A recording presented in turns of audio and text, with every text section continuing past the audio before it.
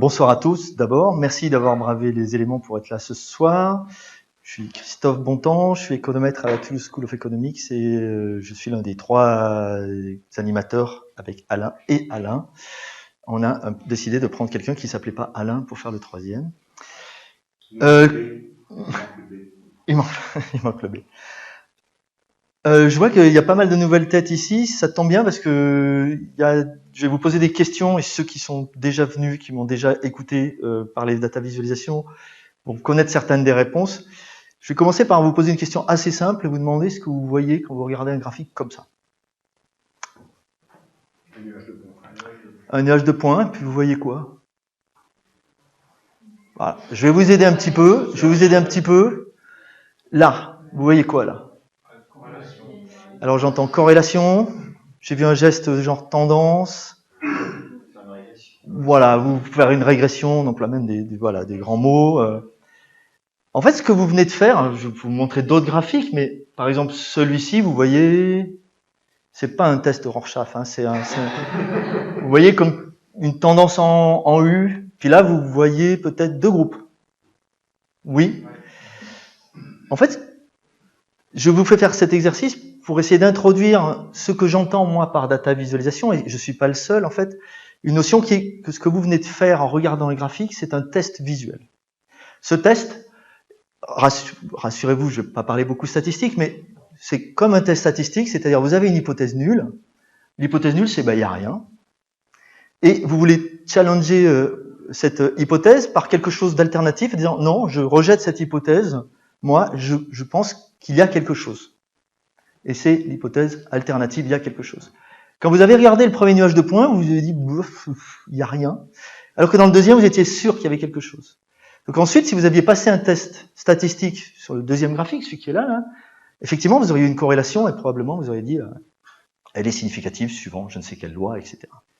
Alors ça, c'est une idée qui est défendue par des auteurs très connus, Bourrin, Hadley Wickham, pour ceux qui connaissent, Diane Cook, qui défendent cette idée que lorsqu'on regarde un graphique, on fait un test visuel. Alors un test, c'est un bien grand mot pour dire qu'on compare des choses. Et c'est ce qu'on va essayer de faire ce soir. On va comparer des choses et je vais essayer d'avoir un peu vos réactions sur ces comparaisons. Donc, par exemple, quand vous voyez cette courbe, vous faites de nouveau un espèce de test statistique, un test visuel, et vous pouvez dire quoi de cette courbe? C'est croissant. Donc en fait, vous avez comparé cette courbe implicitement à une courbe où il n'y aurait rien, où ce serait plat. Implicitement, vous avez testé cette hypothèse versus il n'y a rien, c'est-à-dire c'est plat. Alors, on va en passer d'autres en revue. Hein. Là, vous faites un test, voir s'il y en a un qui n'est pas plus grand que l'autre, des carrés. Et je pense que vous allez dire qu'il y en a un qui est plus grand. Donc on compare des tas de choses. Là, on compare des surfaces. Ici, on compare des lignes.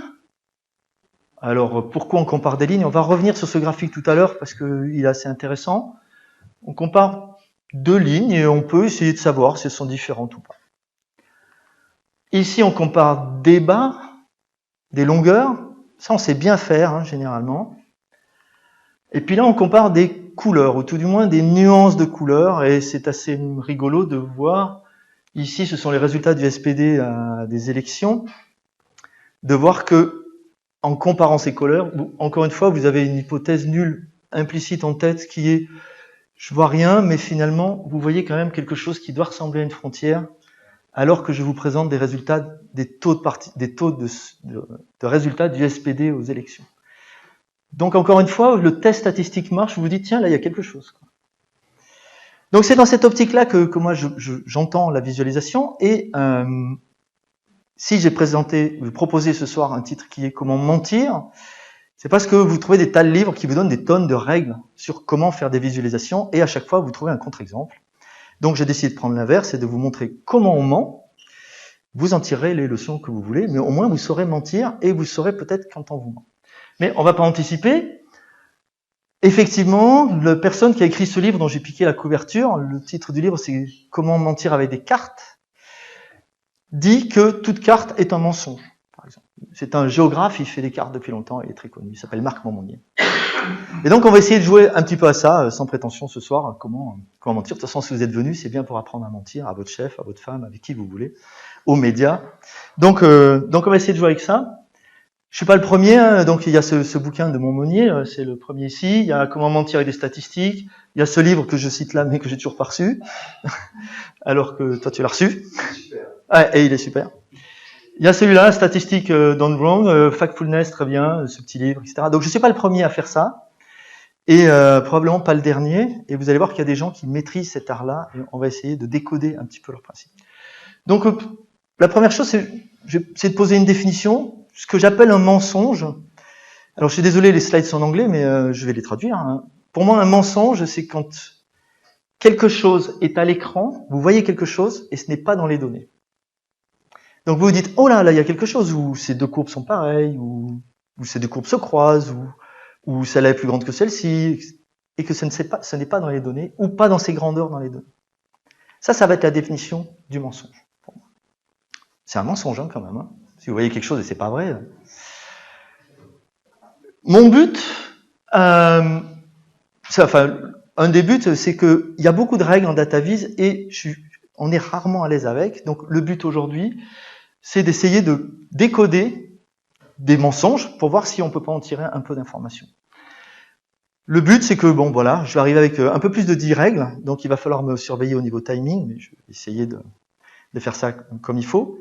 Un peu plus de 10 parce que vous verrez qu'il y a des règles, super règles qui permettent vraiment là d'y aller comme il faut, quoi. Il y a des types de graphiques qui se prêtent au mensonge, mais alors bien comme il faut. Donc on va essayer d'avancer là-dessus. Et puis le deuxième intérêt de faire ça, c'est que c'est super rigolo.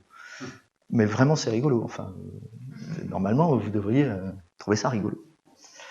Donc on va commencer avec des règles et des visualisations un petit peu classiques. Je vais boire un petit coup pour vous laisser le temps d'assimiler cette information. Et on va commencer par des choses très très classiques, hein. On va y aller calmement, vous n'êtes pas des professionnels tous de la DataVis. Donc on va commencer par cette chose-là, un grand classique, très facile. Vous pensez quoi de la courbe E par rapport à la courbe A? Pardon, la barre E par rapport à la barre A. Elle est quand même 2 fois plus grande, hein. D'accord? Bon, mais c'est un mensonge, parce que vous le voyez bien, si vous regardez les axes, là on est à 9600 passés, et là on est à 9300. C'est pas 2 fois plus grand, ça. On sait lire. Non, la vérité, c'est ça. Alors, la vraie vérité, c'est que les gens disent, ouais, mais quand on fait ça, on voit rien. Eh ben oui, mais il n'y a rien. Enfin, ça augmente pas beaucoup. Donc ça, c'est un mensonge visuel. Ça dépend de l'intérêt de l'effet. Des fois, les effets de cet ordre-là peuvent avoir un grand impact. Tout à fait. Ça peut être très très important. Alors merci de faire cette remarque. Parfois, cette augmentation est très très importante. Et ça, je ne le nie pas. Ce que je nie, c'est qu'il ne faut pas, dans ce cas-là, représenter des bâtons. Il ne faut pas faire ça avec un diagramme bâton, parce que là, on ment. Si on veut voir quelque chose, peut-être qu'il faut faire autre chose que des bâtons. Il faut peut-être faire des courbes, ou peut-être il faut prendre des différences entre le E, le D et le B, ou prendre une référence à A et regarder combien ça a augmenté. On peut faire autre chose. Je suis entièrement d'accord. Ça a un intérêt. C'est pas pour rien qu'on fait ça. Alors, on va rentrer dans des choses un petit peu plus classiques. Alors d'abord, juste parce que j'ai dit qu'on allait rigoler, voilà comment ça s'utilise dans la vraie vie, hein, la SNCF. Donc, taux de participation 22,5 au 13 avril, le 18 avril, 19,4. Ah, ça a vachement baissé, hein, la participation à la grève du 19 avril. C'est pas mal de parler de grève aujourd'hui, je trouve. Pardon, on s'est trompé, et surtout, il y a eu un Twitter très très fort et que le Monde l'a repris, etc. On a fait un rectificatif. Finalement, c'est ça la vérité, le taux de participation de la SNCF. C'est clair. Voilà. Volontaire, involontaire, c'est vous qui choisissez, mais ça marche quand même. Bon, alors Fox News, j'ai pas mis tout ce qu'il y a dans Fox News, mais c'est quand même assez génial. Donc 39,6, hein, le taux de taxe maintenant, et si Barack Obama est élu, voilà, ce genre de choses très sympathiques. Donc le revoici représenté. Alors là, j'ai trouvé ça dans un article scientifique assez sérieux pour vous montrer que on rigole avec les barres, mais vous allez voir que c'est quand même pas beaucoup plus facile avec d'autres éléments comme des courbes. Donc ça, on est d'accord que ça, c'est pas bon, que ce qu'il faut faire, c'est ça. Si on veut utiliser des barres. Donc je vais reprendre un autre exemple avec 4 catégories, et on est d'accord que ça, c'est pas bon parce qu'on commande à 40%. Donc c'est pas bon. Donc maintenant la question, c'est est-ce que ça, c'est mieux que ça? Sans les mêmes données, je commence au même endroit. Est-ce que là, je mens aussi? Ben, là, on peut se dire, oui, ici, c'est à cette valeur-là, par rapport à cette valeur-là, quand je compare, il y a une grosse augmentation, j'ai un peu triché. Alors en fait, quand vous posez la question à des gens, et c'est ce qu'ils ont fait dans ce papier, ils disent qu'en fait, l'impact de tronquer l'axe Y, c'est-à-dire c'est ce qui est fait, les gens se disent, ah oui, entre le premier et le deuxième, ben, il y a vachement d'augmentation, et donc que je regarde ça ou que je regarde ça, finalement, j'ai la même impression visuelle, donc je mens de la même façon. Je me mens de la même façon en regardant. J'ai cette impression visuelle qui est la même. Je me mens. La vraie impression serait celle-là. Pardon, je l'ai pas, hein, la version non tronquée. Alors on se dit, mince, alors c'est pas bon de faire des barres, ça tout le monde le sait, mais commencer pour des lignes pas à l'axe Y. Alors Alain, je le vois regarder très intéressé parce que...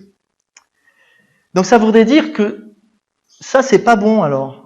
Le changement climatique ou la température, pardon, c'est la température moyenne au cours du temps. Je commence pas à 0, je commence à 55 degrés Fahrenheit. C'est pas bon alors, puisque c'est la même chose que de faire des barres. Ça veut dire qu'il faudrait faire ça alors. Il faudrait commencer à 0, ce qui ne veut absolument rien dire, et finir, bon là en plus c'est exagéré, parce que c'est des deniers climatiques, là. C'est les climato-sceptiques qui ont fait ça. Du coup, eh ben là, on ne sait pas. Ce qu'on sait, c'est que quand on tronque, il faut avoir une bonne raison pour le faire avec des courbes aussi. Je résume. Ça, c'est bon. Ça, c'est pas bon. Ça, ce serait le contraire. C'est-à-dire d'avoir tronqué la barre permet de mieux montrer un phénomène qui est l'augmentation des changements climatiques pour des raisons qui sont expliquées dans l'article, qui est que ça, on maîtrise les valeurs dans cet axe-là, elles nous parlent, ces valeurs, on sait ce que c'est ces valeurs-là. Quand on commence à 0 Fahrenheit, personne ne sait ce que c'est, et en plus, là pour le coup, les informations sont complètement cachées, voire ténues. Donc l'histoire de tronquer l'axe Y, un coup c'est bon, un coup c'est pas bon, c'est pas bon avec les barres, c'est parfois bon avec les courbes, ça veut dire qu'il faut quand même faire un peu attention. On va faire une discussion à la fin. Et l'article est vraiment très intéressant pour ça, parce qu'ils ont testé quand même. Bon alors, voilà, donc en fait, il y a plein de discussions sur les règles. C'est aussi pour ça que j'ai présenté cet exemple, c'est qu'en fait, on peut discuter des règles à l'infini, mais dans la pratique, on ne sait pas toujours ce qu'il faut faire. Ce qui est clair, c'est que Huff, déjà en 93, disait que pour mentir, c'est facile, hein, il suffit d'étendre. Vous voyez qu'on n'a pas du tout la même tête de la courbe ou la même perception de la courbe si on bouge avec les axes verticaux et horizontaux. Parce que là, j'ai touché qu'à un axe pour l'instant, hein. L'axe vertical sur des graphiques super simples. Donc, alors il y a d'autres types de mensonges qu'on peut imaginer, c'est que on peut mentir aussi sur l'axe X, c'est beaucoup plus facile, ça se voit beaucoup moins. Voici ce que m'ont fait mes étudiants. Une semaine plus tard, je voyais le même dans un séminaire à TSE, j'étais assez content. Qu'est-ce que vous voyez ici, là? Ouais, il y a comme une augmentation, là, ça descendait, puis ça augmente. Là, c'est voilà, peu importe, hein, c'est pour Jacques, c'est le nombre de steps dans un MOOC. Vous voyez que là, on a tronqué l'axe, en fait. Ici, c'est 1, 2, 3, 4, 5, 6, 7, 8, 9. Ils ont participé à 9 steps, 9 petites ressources pédagogiques. Et là, c'est de 10 à 19, on a accumulé. Visuellement, on se dit, tiens, c'est bizarre, il y a un truc, là, d'un coup, de 10 à 19, il y a beaucoup de gens. Ben non, on a accumulé 10 personnes. Ça, c'est mentir. On voit quelque chose, une augmentation, elle n'est pas dans les données. On a tronqué l'axe horizontal, hyper facile à faire avec Excel, ou avec d'autres, hein. Et ça, encore une fois, je l'ai vu présenté dans un article scientifique. C'est mentir parce qu'on le montre ou parce qu'en fait on peut mettre, c'est marqué. Moi si je vois ça, je vois que c'est 10 pi, etc. Tout à fait, mais bon, là je te montre des centimètres et là je te montre des décimètres, quoi. On va changer d'échelle. Ça dépend de l'argument après. Alors effectivement, on peut dire à partir du moment où il y a les valeurs, on ment pas. Mais ça, c'est pas vrai, c'est pas ma définition. Ma définition, c'est voilà. L'œil est trompé. Et c'est l'œil, tu vas retenir ça. Un tigre, des fois. Moi là, je fais pas l'erreur. Ok. Mais par contre, c'est vrai que tu vois quelque chose. Il n'y a pas de texte avec. Voilà. Mais un œil averti est trompé, mais tu peux te tromper facilement toi-même quand même. Et même averti parce que tu vois 9 c'est tout petit, 10, 19 c'est grand et finalement ça te montre rien visuellement. Ouais. Et puis comme c'est au moins de faire des barres sur XDX. Alors oui, il y a des gens qui coupent là et qui montrent que l'axe est coupé. Ouais. On peut le faire aussi sur les Y, montrer que l'axe est tronqué.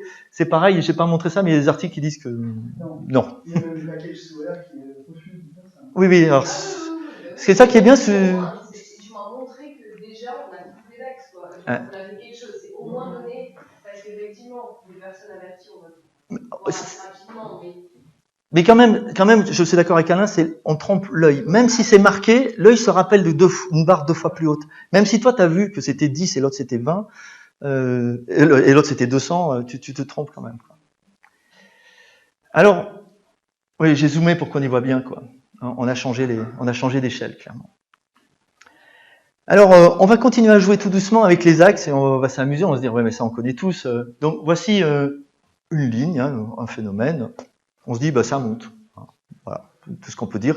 Test visuel, tiens, ça monte. Changer un tout petit peu, on met plus de lignes, on a un petit peu décalé l'axe. Vous voyez que je vais jusqu'à 10 alors que là j'allais, à 12. Ah, ça monte pas mal quand même. Hein. De rajouter des lignes horizontales, c'est quand même, ça monte bien dans mon chiffre d'affaires. J'ai d'autres trucs pour toi tout à l'heure, hein, tu vois. Oh non, finalement, pas trop monté. Hein, là, alors là, on voit clairement l'effet. Hein. On étire l'axe vertical, ça aplatit la courbe, c'est pas trop monté. Quoi. Il y a plus subtil, on peut aussi réduire l'axe X. Et ça, on peut le faire sans faire exprès. Ah tiens, dans ma revue, dans mon journal, pour la dépêche, pour je sais pas quoi, j'ai pas tout ça de largeur, j'ai que ça de largeur. Hein. Moi, je vous donne la moitié de la page. Bah, c'est pas grave, hein, je vais rétrécir mon graphique. Quoi. Ça monte, hein. Oula. Là, visuellement, l'augmentation, elle est pas mal quand même. Ou au contraire, j'ai juste le haut de l'article avec 2 colonnes dessous. Faut bien que je monte un graphique. Ouais, bon, hein, franchement, pas terrible l'augmentation. Là. Bon, alors c'est quoi la règle? Alors il y a des gens qui disent qu'il faut que... En fait, une des règles, c'est de dire ça dépend des données. Ça dépend de ce qu'on montre et il faut rester relativement honnête. Mais il y a des tas de logiciels qui vous font des carrés par défaut, d'autres qui font des rectangles par défaut. Il faut faire un petit peu attention avec le fait que... Il faut savoir que si on réduit ou si on change les axes, leur taille, pourquoi on le fait et ce que ça va induire.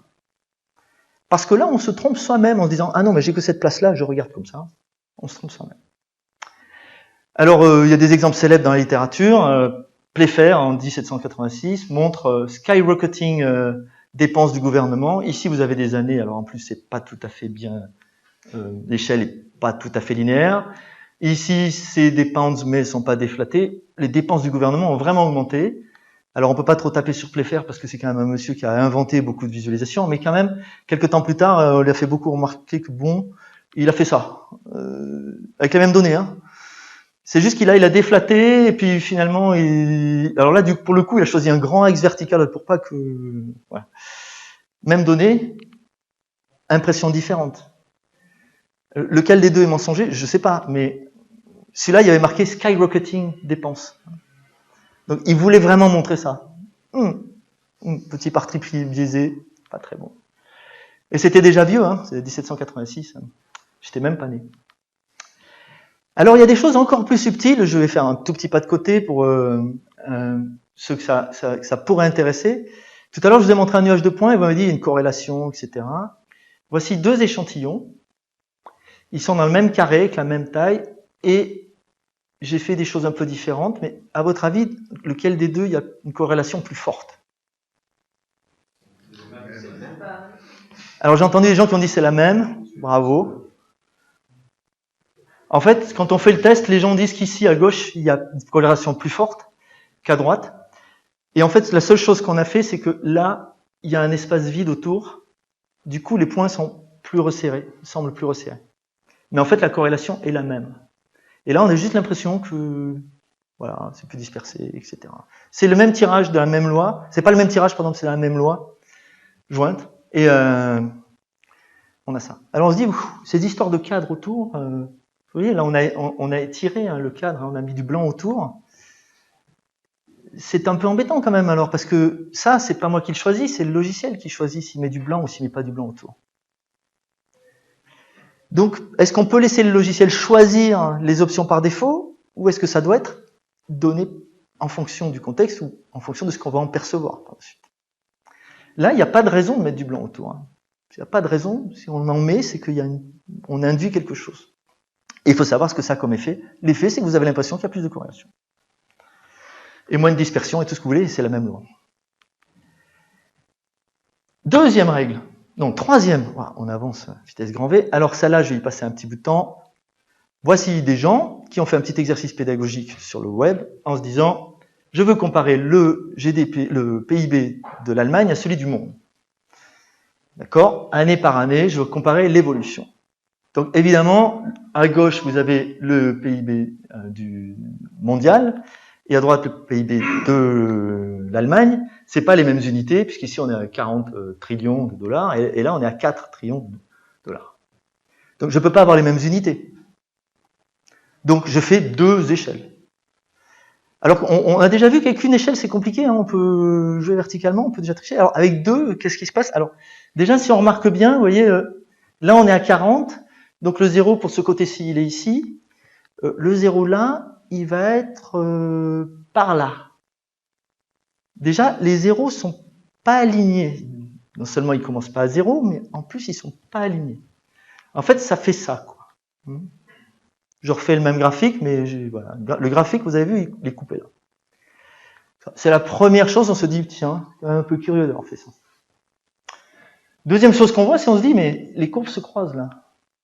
Non, mais ça se croise pas. Oui, on lit, comme tu disais, on lit les chiffres, on voit bien les valeurs. Ça se croise pas. Mais enfin, on peut avoir l'impression que ça se croise, quoi. Mais bon, ça, à la limite, on sait lire, c'est pas vrai. Mais quand même, visuellement. Non, le problème, c'est qu'en fait, suivant ce qu'on va prendre comme échelle à gauche et à droite, on peut avoir soit ça, soit ça, soit ça, soit ça, soit ça. On peut avoir tout ce qu'on veut, en fait. Donc, on va comparer des évolutions de GDP en faisant bouger une échelle à gauche, une échelle à droite, sans savoir exactement. On peut montrer tout ce qu'on veut. Mais tout, hein, c'est les mêmes données. Ah ouais, ça on le sait, hein, les doubles échelles, pour mentir, il n'y a pas mieux, quoi. C'est vraiment trop bien. Alors, qu'est-ce qu'on peut faire d'autre? On peut mettre deux courbes à côté avec pas les mêmes unités. C'est déjà mieux. C'est déjà mieux quand même, hein. Là, au moins, pas la même unité, une évolution comme ça, tiens, une évolution qui devient plate. On n'a pas du tout la même impression, hein, qu'avec le graphique d'avant. Et puis si on veut, même si ça peut avoir des inconvénients, on peut se dire, fixons tout le monde à 100, prenons un indice. Alors, ces genres de séries, ça a aussi ses inconvénients, il faut savoir les lire. Mais si on est intéressé par l'évolution des PIB des deux nations qui ne sont pas comparables, il y en a un c'est un éléphant, l'autre c'est une souris, vous prenez pas le même instrument pour les regarder, vous n'allez pas voir la même chose. Là, vous ramenez tout le monde à la même échelle, vous regardez l'évolution, on se rend compte que non, l'évolution du GDP de l'Allemagne, du PIB de l'Allemagne et mondial, n'ont pas été les mêmes à partir de 2008. Là, on le voit. Et là, c'est vrai.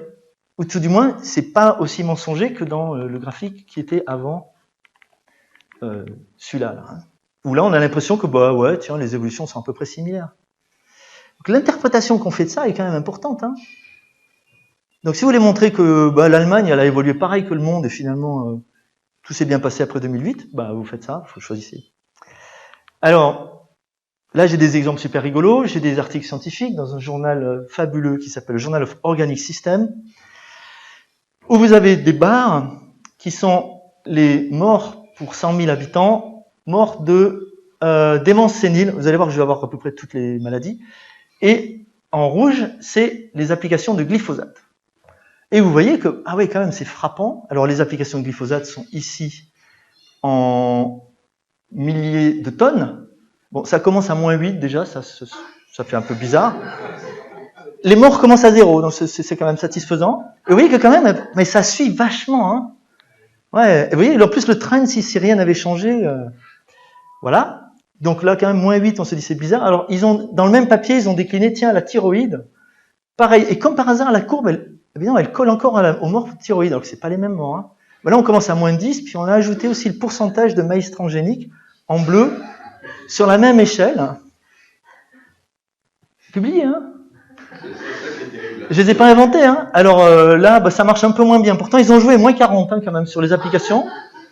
Donc là, on a quand même carrément commencé à vraiment, on a tiré tout ce qu'on pouvait vers le bas. Mais ça marche mieux pour le maïs ce coup-ci, hein, sur la Parkinson. Bon, diabète, accidents cérébraux, hypertension, enfin, le même papier. Bon, en économie, on a aussi nos petits trucs. Je vais passer assez rapidement, mais moi, ça me fait rire quand même, parce que là, on voit absolument rien, mais on a choisi 2 prix pour...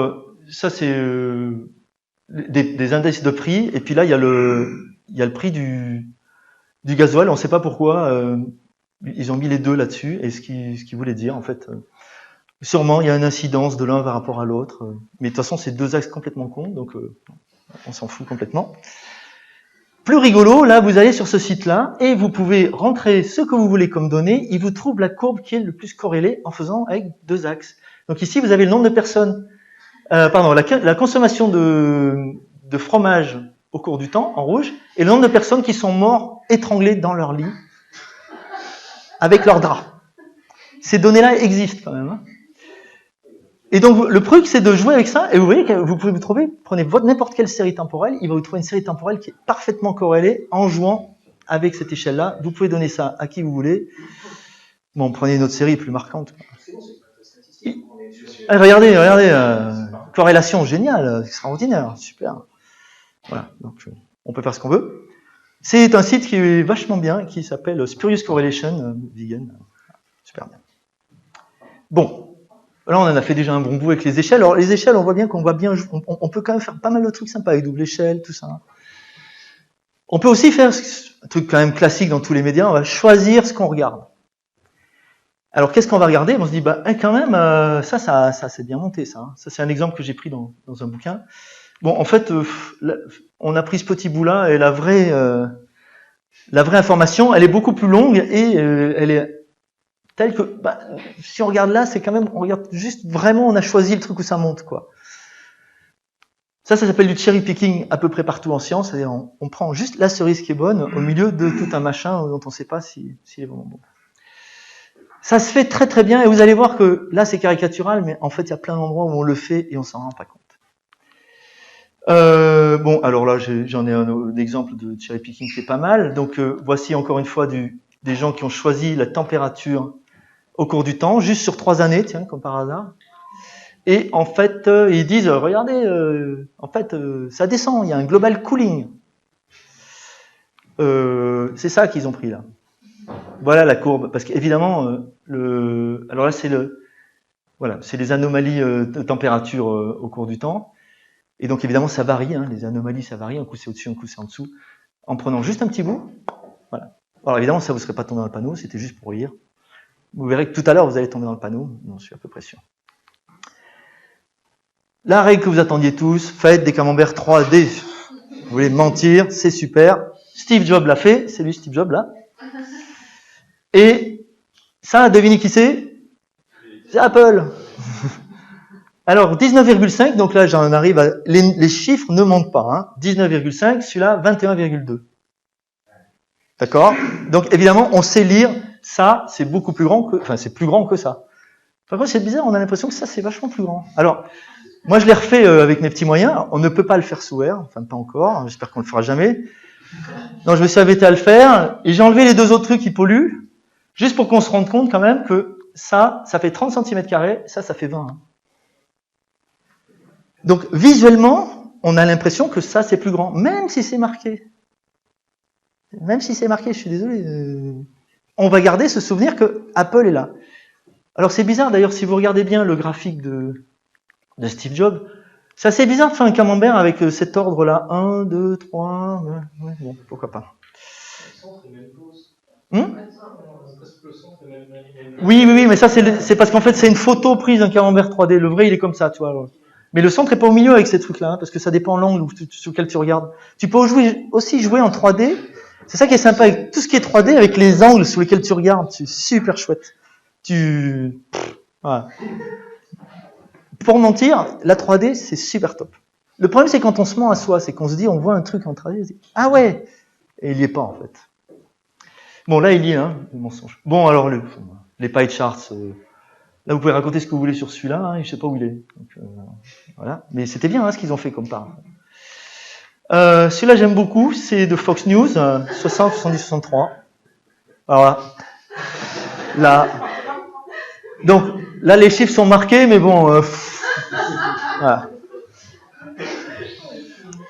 Celui-là, c'est XKCD quand vous avez un truc qui est pas bon parce que ça fait pas 45, ça fait pas 15. Vous pouvez aussi froisser un peu en disant ça va passer, quoi. XKCD, ils sont toujours à l'affût. Alors, petite explication de texte. Quand vous voulez vraiment faire un camembert, pas 3D, mais un vrai camembert, voilà comment il faut le faire. D'abord, il ne faut pas qu'il y ait plus de 4 ou 5 secteurs. Ça dépend de la répartition de vos données. C'est mieux quand vous avez des gros bien séparés. Et le plus grand doit être là, le deuxième doit être plus grand de manière à ce qu'on puisse comparer ce qui est le plus important en fait, c'est-à-dire les deux plus grandes parts. Pour pouvoir les comparer, il faut une référence commune verticale. Et ensuite, vous faites le troisième et le quatrième. C'est dans un excellent bouquin de Wong du Wall Street Journal, qui fait des très beaux graphiques. Petit jeu. Donc, les camemberts 3D, c'est pas bien, parce qu'on peut mentir avec. Les camemberts tout court, c'est bien. C'est bien quand il y en a un, parce que quand il y en a 3, je vais vous poser une question légitime, c'est-à-dire, si on fait des tests visuels, c'est pour comparer des choses. Donc, si on met plusieurs camemberts, c'est pour pouvoir comparer des choses. Là, vous l'avez assez regardé, vous avez bien regardé. Dans quel cas, le bleu est plus grand que le vert? C'est un test visuel qui me semble pertinent, puisque j'ai fait 3 camemberts, c'est bien pour les comparer, et savoir quand la part de bleu est supérieure à la part de vert. Alors, mouillez-vous? C, c'est plus grand. Le bleu plus grand que le vert, après? Ouais, bon, vous savez pas quoi. Voilà. Donc, si vous voulez dire des choses et que personne ne vérifie, vous faites ça. Vous pouvez marquer les nombres aussi. Hein. Personne ne verra, en fait. Voilà. Alors, en fait, si vous voulez vraiment savoir, c'était uniquement en C, effectivement, bien vu, pour ceux qui l'ont vu. Mais vous voyez que là, c'est net. Là, c'est très net. La comparaison est très facile parce que l'œil sait comparer les longueurs, surtout quand elles ont une base commune. Donc, ça, c'est pour pas tricher. Ça, c'est pour tricher. Donc, si vous voulez vous apercevoir de quelque chose dans vos données et avoir une chance de vous rendre compte que, tiens, mais d'habitude, bleu est plus petit que vert. Pourquoi? Ah, c'était aussi dans B d'ailleurs. Hein, le bleu est plus grand que vert. Pourquoi là? Si vous faites des pie charts, vous vous rendez compte de rien. Donc, comparer des pie charts, surtout avec des segments qui ont à peu près les mêmes proportions, les mêmes valeurs, pas très bon. Vous mentez, vous faites pas bien votre test visuel en fait.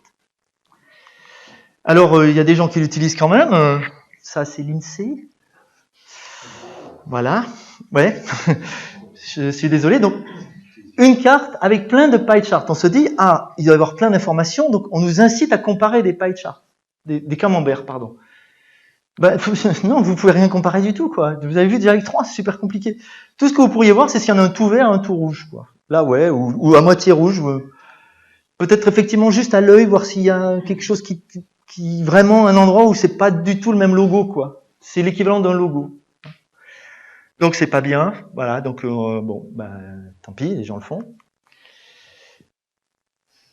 Les pie charts, c'est des cercles. Alors, vous avez vu que là, on a utilisé des cercles en plus ou moins grands. Alors, c'est encore plus compliqué à comparer parce qu'ils sont plus ou moins... Et les cercles à comparer, c'est pas facile. Tout à l'heure, on aura des pizzas. Ah tiens, on devrait faire le vrai jeu, en fait, avec les vraies pizzas.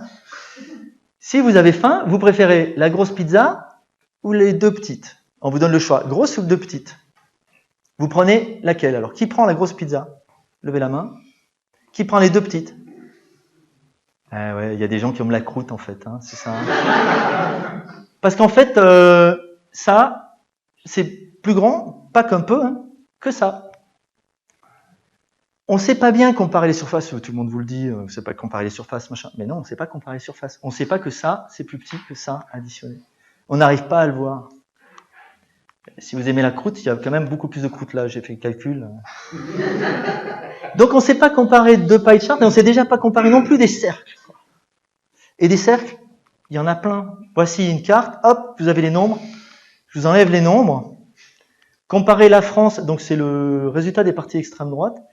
Comparez la France avec, je sais pas, n'importe quel pays. Qu'est-ce que j'ai pris comme pays ici? L'Autriche.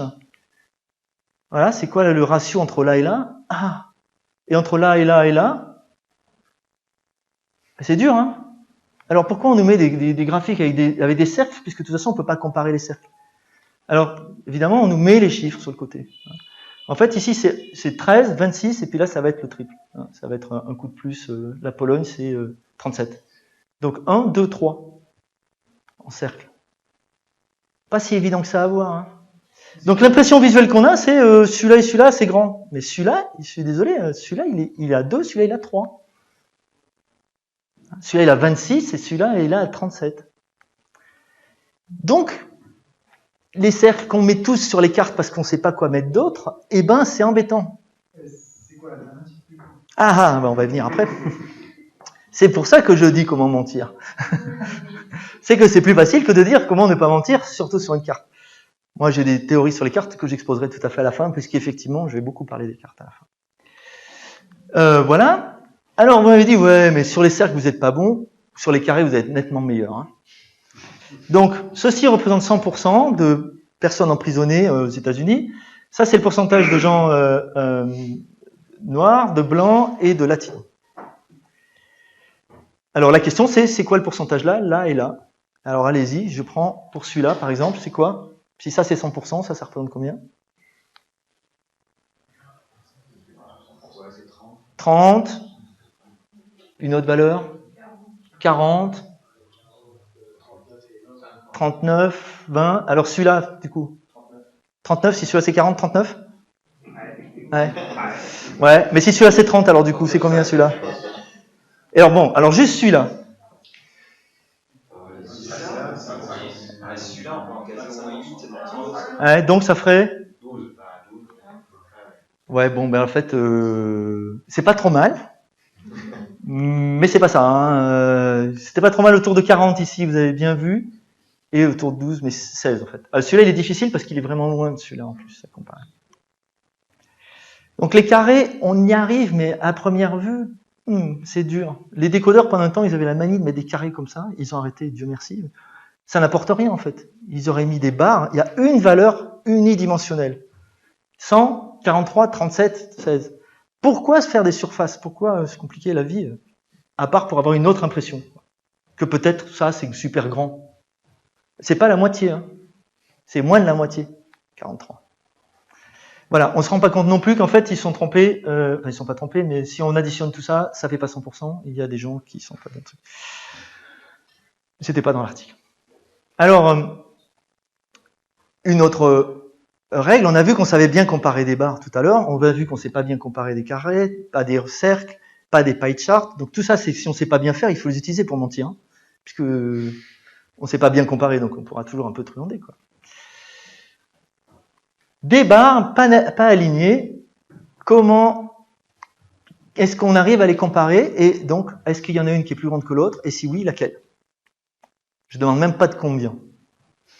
Ça peut être 0, moins 1, 10, voilà. Ils sont pareils, pas pareils? B paraît plus grand. On est d'accord, je parle quand même à des gens qui s'intéressent à la visualisation de données. Hein.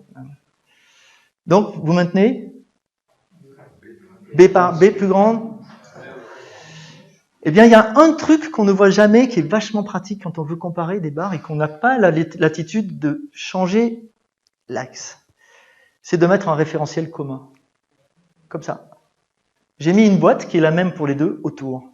Là, instantanément, vous savez que B est plus grand que. Et pas qu'un peu quand même. Hein. Vous avez hésité longtemps, vous ne saviez pas.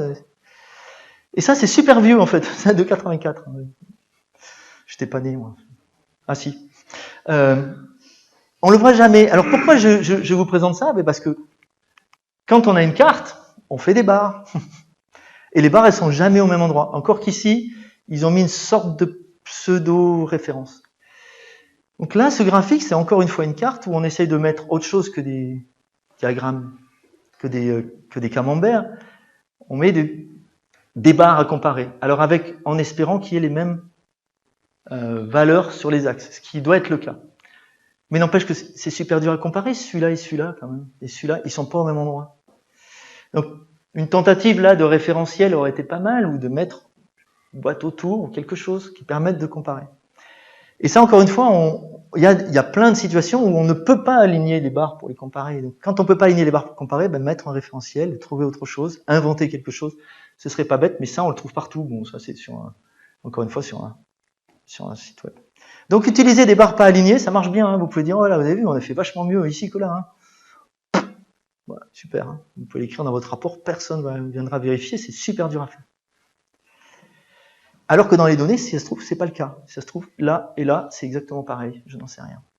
Je ne peux pas comparer. Je ne peux pas faire mon test. Tout à l'heure, tu as présenté des barres alignées, mais je crois que ce que nous voulions voir, c'était l'évolution du total. Ce que nous voyons très bien quand on a des barres empilées, comme ça, des stack bars, qu'on utilise beaucoup, mais qui ont un énorme inconvénient, c'est qu'on ne peut pas répondre à des questions pertinentes. Là, tout ce qu'on peut savoir, c'est que l'évolution des fruits, bah, c'était ça, puis ça a descendu un petit peu, c'est descendu un petit peu, puis voilà.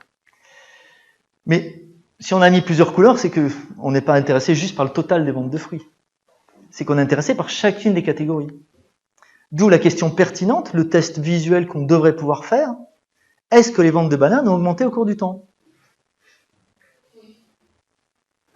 Ben vous en savez rien, et il y a une solution pour s'en rendre compte. On va aller utiliser du D3, et on va aller faire cette petite chose, on va cliquer là, et hop. Ah ben voilà, là on voit les bananes, ben ça a un petit peu augmenté. Alors c'est quand même dur à voir, hein, ça a un peu augmenté. Les oranges, les clémentines, ben là les clémentines, ça s'est quand même un petit peu cassé la figure, puis ça va mieux. On le voit absolument pas quand on a tout empilé. Hein. Donc les stack bars, pour comparer à l'intérieur, c'est quand même pas top quoi. C'est un des trucs qui permet pas de faire le test visuel dont je parlais. Tout ce qu'on voit, tout ce qu'on peut comparer, c'est l'ensemble. Ça là, on voit bien, on sait bien comparer visuellement. Alors si on ne peut pas faire ça dynamiquement avec D3, on peut aussi le faire en small multiple, c'est-à-dire faire plusieurs petits graphiques plutôt qu'un seul. Pourquoi mettre toute l'information sur un seul graphique finalement ? Là, on peut comparer celui-là à l'ensemble éventuellement. Bon, ben là aussi, hein, et partout. Donc il suffit de faire des small multiples ou de faire un gros graphique et puis un graphique par catégorie. Ce serait beaucoup plus malin parce que ça permettrait d'avoir la réponse globale et les réponses individuelles aux questions qu'on se pose. Bertin, il parle de questions légitimes. Ce soit les questions légitimes qu'on peut poser un graphique comme ça, ben j'en ai posé une, on ne peut pas répondre. C'est donc, bon, c'est trop. Alors, on est moins dans le mensonge et un petit peu plus dans le mauvais design, mais quand même, je vous dis que les bananes ont augmenté. Ben, croyez-moi. Hein. Plus dur. Voici 4 courbes. Sur un sujet que vous ne connaissez pas, enfin, j'espère. Alors, regardez-le bien, parce que je vais vous poser des questions à la fin. Et donc là, je vous avertis, normalement, et vous êtes des spécialistes de visualisation, normalement, vous devriez bien percuter. D'accord ? Vous le regardez, je vais vous poser des questions là-dessus. Ok ? On est d'accord ? Stop. 2010, vous l'avez regardé longtemps. Hein. 2010, c'est la dernière année, je vous aide. C'était quoi la courbe qui était en haut ? Vous pouvez me donner la couleur, hein, je m'en fous. Bleu, j'ai entendu violet. Alors bleu ou violet ? Alors, ce que c'était comme maladie, ça, alors là. Au début, en 75 ? Jaune. Ah, c'était plus facile, celui-là. C'est d'accord, c'est des courbes qui montrent l'évolution de certaines maladies au cours du temps, donc on s'intéresse à des évolutions de maladies au cours du temps. C'est laquelle qui a le plus augmenté les dernières années ? La couleur, là ? Vous l'avez regardé longtemps, quand même. Hein ? Bah, vous savez pas, en fait. Hein. En fait, vous avez rien vu, rien compris. Hein. Mais c'est normal, parce que c'est compliqué de voir des courbes qui s'entrelacent et de voir l'évolution de chacune au milieu de tout le monde. C'est même, pour ainsi dire, presque fait exprès, ce graphique. Alors, vous voulez raconter quelque chose, vous mettez un graphique et vous dites, ben, voilà, vous l'avez vu ça. Vous avez vu, moi je vous dis qu'il faut traiter impérativement les maladies mentales. C'est ça qui a augmenté le plus au cours du temps. Vous avez vu le graphique? Non, en fait, il y a d'autres façons plus faciles de faire. Encore une fois, utiliser des small multiples avec du gris, enlever toutes ces lignes horizontales qui gênent, enlever toutes ces couleurs parasites qu'on compare pas bien non plus, parce que bon, voilà. Et là, vous avez non seulement les valeurs, mais en plus, vous pouvez comparer chaque courbe à l'ensemble avec cette technique de gris. Donc là, je réponds un peu à la question comment il faut faire pour pas mentir. Promis, ça arrivera plus. Je vais vous dire comment mentir. Et donc, c'était bien ici la jaune.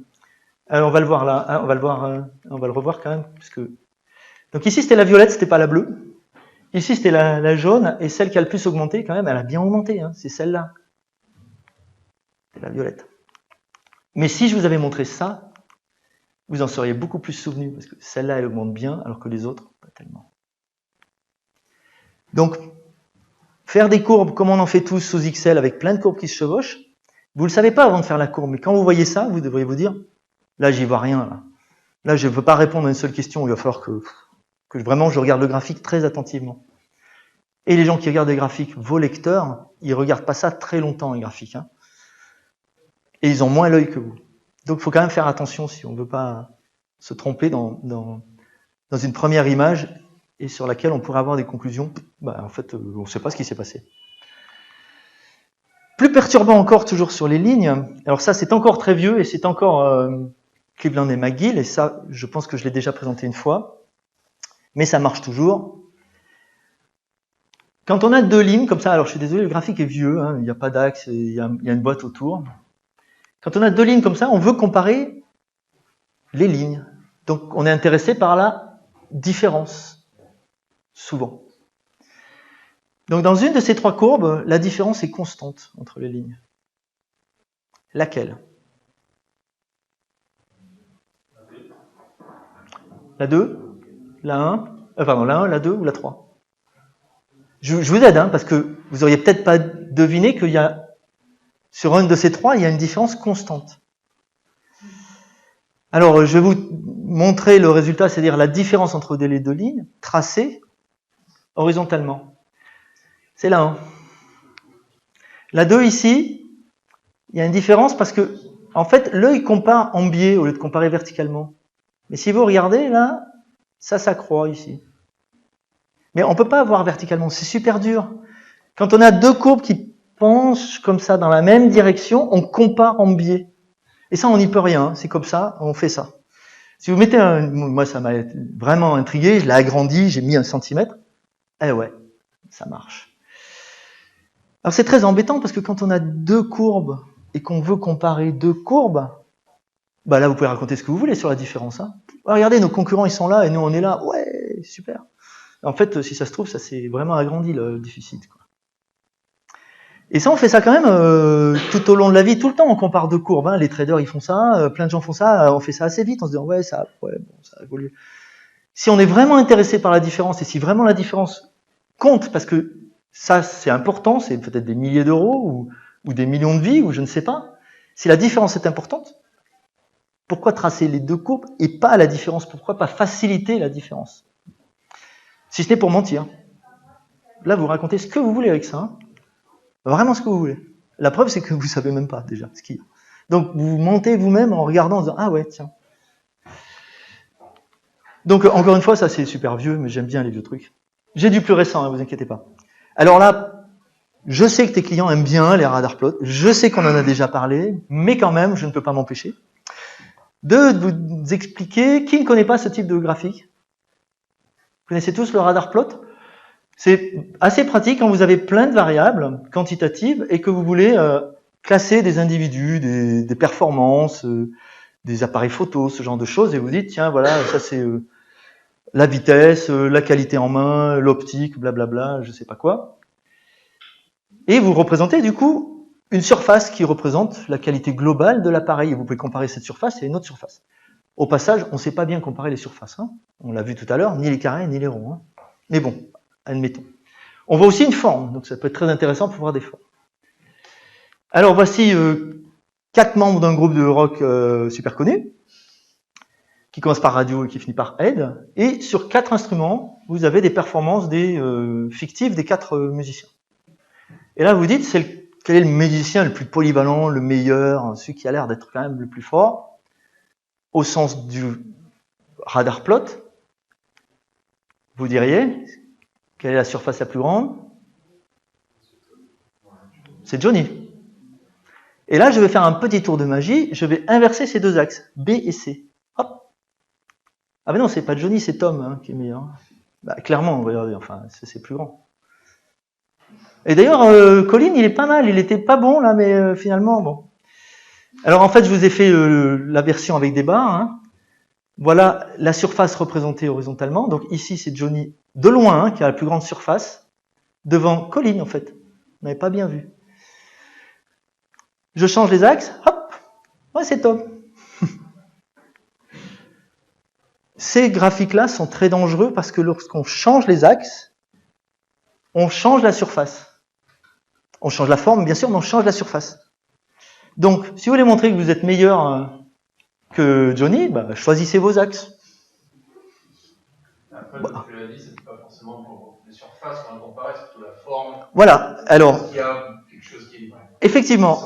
effectivement, la bonne façon de les utiliser, c'est de regarder s'il y a un pic, c'est-à-dire un déséquilibre, ou un équilibre, une surface plutôt ronde, donc qualitativement. Le problème, c'est quand on les utilise, et tel que je le vois souvent utilisé, c'est sur la surface représente une sorte de qualité intrinsèque qui est parce que, il est plus gros là. Donc, ça va bien quand tu as des individus déséquilibrés, tu vois des surfaces, mais si c'est des choses un peu, tu vas prendre le plus gros, quoi. On peut facilement aussi s'amuser à changer les axes si les axes sont que des unités différentes. Oui, alors en plus tu peux aussi changer les valeurs sur les axes, alors ça va encore changer le graphique. Mais ça, je dirais, on retombe effectivement dans le premier mensonge, quoi. Tu joues avec les axes.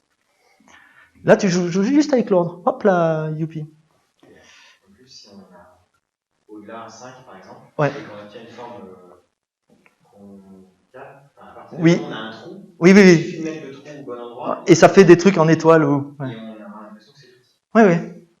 Oui. Sur le site de Jan Holtz, il y a un très bon exemple où tu as avec, je crois, il y a 6 ou 7 critères. Tu as une étoile et tu changes l'axe et pouf, tu as un beau, presque un demi-hémisphère. La personne est super bien, mais tu as changé les axes. Et il a fait ça aussi très très bien. Alors, je vous avais dit que j'allais faire des trucs bien. Donc, vous connaissez tous votre géographie. Voici le monde, tel qu'on l'a tous vu, appris, machin. D'accord ? Donc, je me pose une question légitime, encore une fois, de géographie.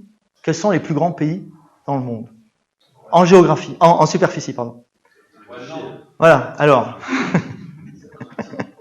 Je suspecte que Jacques vient de dire Groenland parce qu'il sent bien qu'il n'est pas le début. Quoi. Alors, je vais vous aider, les voilà les pays dans l'ordre. Donc, celui-là, là. Celui-là. Antarctique, bravo. Vous l'avez pas vu sur la carte, mais vous le savez en fait. La Chine, les États-Unis, le Canada. Il est où le Groenland ? Ah oui, il est là. En fait, revoici la même carte, mais ce coup-ci, vous savez que quand on utilise des cartes, on fait des projections. Je vais cliquer, c'est sur l'autre, je pense. Voilà le Groenland, et je vais cliquer pour aller voir. Ah, j'ai pas cliqué, non, j'ai déjà le site ouvert. Je vais le fermer, hop. Je vais utiliser ce site qui permet de faire... Eh ben, pourquoi il ne met pas Groenland ? Ah oui, merci. Voilà le Groenland. Alors, on va dézoomer. Et on va faire bouger le Groenland vers le sud pour le ramener à une échelle comparable et enlever la distorsion due à Mercator. Et on va le comparer, par exemple, au Brésil. D'accord ? Le Groenland, c'est 4 fois plus petit que le Brésil. Or, là, je suis désolé, moi, toute ma jeunesse, on m'a menti. Après, vous demandez pourquoi Trump il va acheter le Groenland. Il pense que c'est 2 fois plus gros que le Brésil. Non, c'est... Donc, la citation de Marc Momonier que j'ai dit au départ, toutes les cartes sont des mensonges. Ben oui, la Terre, elle est ronde. Hein. À partir du moment où vous la mettez à plat, vous le savez, Mercator, machin, c'est pas bon, ça augmente. Vous en avez un petit exemple là. C'est très rigolo de jouer avec ça, de mettre des pays, on peut les tourner, on peut faire tout ce qu'on veut. C'est très très marrant. Les cartes, c'est quand même compliqué comme histoire. C'est au départ un gros mensonge déjà. On est d'accord avec ça. Au moins, il faut faire attention à la projection. Alors la plupart du temps, le monde, on s'en fout, on est à des échelles plus petites. Mais là, on va rentrer dans les super règles intéressantes, c'est que avec une carte, on peut tromper plein de gens. Donc on va parler de Trump. Cette carte est une carte faite par un journaliste de Fox News et qui est désormais accrochée dans le bureau ovale à la Maison Blanche parce que Trump l'a trouvé extraordinaire. C'est les résultats des élections de 2016. Donc Trump, son parti est en rouge. Et on voit qu'effectivement, l'Amérique est rouge. Donc il y a eu des torrents de tweets sur Internet, des posts, des blogs qui ont expliqué que ça ne va pas. Et puis très récemment, la fille de Trump, c'est sa fille, Lara, je sais pas, je ne connais pas bien la famille, oui, c'est sa fille, a posté ça, essaye d'empêcher ça. 3 jours après, quelques jours après la procédure d'impeachment. Quand on fait ça, là, on sous-entend, d'abord on ment, parce qu'on sous-entend que ce sont les hectares qui votent. Ici, c'est par county, c'est par toute petite unité géographique. On sous-entend que c'est la terre qui vote. Alors, on va rigoler avec Trump, mais on se rend compte que c'est ça qu'on fait quand on fait des cartes statistiques. On met des couleurs sur des surfaces, et c'est pas toujours des surfaces qu'on veut comparer. Donc, en fait, si on veut vraiment savoir ce qui s'est passé, ou représenter ce qui s'est passé au niveau des élections, il faut essayer de mesurer le réel phénomène dessous. C'est pas les hectares qui votent, ce sont les gens. Alors voici le nombre de votes représentés par des gros cercles. Ça vaut ce que ça vaut, c'est pas mon préféré, mais au moins on voit qu'il y a du rouge et du bleu. Je vous rappelle quand même que l'élection, il y avait plus de votants bleus que rouges. Donc ça c'est pas mal, ça représente l'élection, les votes. Mais en même temps, le système électoral américain, il est par grands électeurs. On vote pour un grand électeur. Donc, représenter l'élection avec les votes, c'est peut-être pas terrible, puisqu'on ferait mieux de représenter pourquoi Trump a gagné, c'est-à-dire quels sont les électeurs. Donc, le Financial Times a fait cette carte où on représente le parti des grands électeurs et le nombre de grands électeurs par État. Donc là, oui, on voit qu'il y a plus de rouge, et on voit que c'est pas la surface qui vote, c'est, voilà, on peut compter. On voit qu'il y a plus de rouge, et probablement pas qu'un peu, on peut compter. On voit aussi qu'il y a des endroits où c'est un peu panaché, c'est assez rigolo, parce qu'on ne s'y attendait pas. Une information plus précise. Et puis finalement, c'est une autre information, peut-être de se dire, mais je voudrais effectivement voir qui a voté quoi. Et donc, Ex Cassidy a fait cette carte qui est d'une part juste et d'autre part rigolote, bien que dessinée, en montrant chaque personnage représente 250 000 votes. Et donc vous voyez qu'il y a des votes verts, par exemple, parce qu'il y avait d'autres candidats que Clinton et Trump. Et là, vous voyez une nation de 2 couleurs, en fait. C'est pas rouge, les États-Unis. Donc, suivant comment on représente les cartes, comme ça, comme ça, comme ça, ou comme ça, on n'a pas du tout la même perception. D'où le mensonge possible. Empêcher, l'impeachment n'aura pas lieu, parce que regardez, la nation entière, chaque surface mètre carré qui pourra voter, votera pour Trump ou empêchera ça, c'est quand même du gros mensonge. Voilà les résultats quand même, 46-48. Qu'on retrouve là, qu'on retrouve pas ailleurs. Alors, dans quelques mois, nous l'espérons, nous pourrons faire venir les 2 auteurs, Françoise Bauken et Nicolas Lambert, pour un meet-up exceptionnel, un petit scoop. Ces gens-là ont fait un post sur Internet qui est vachement intéressant, et ils expliquent comment on fait une carte, et comment on fait une carte statistique. Et toutes les hypothèses qu'on prend quand on fait une carte. Donc voici une carte qui représente le nombre de migrants syriens en... je n'ai plus l'année, mais elle va être un peu plus tard. Je crois que c'est 2015.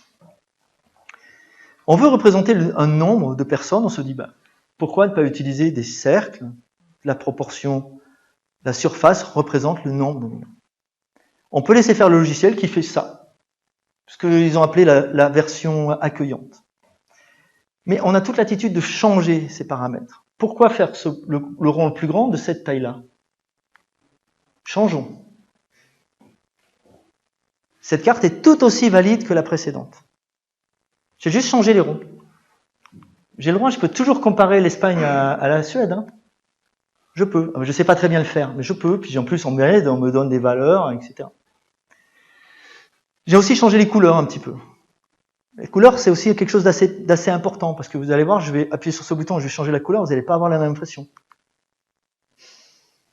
Le noir et le rouge, ça donne pas la même impression. J'ai pas touché au rond. Hein. Là, c'est tout de suite pas bienvenu. Là, hein. Derrière, il y a un message.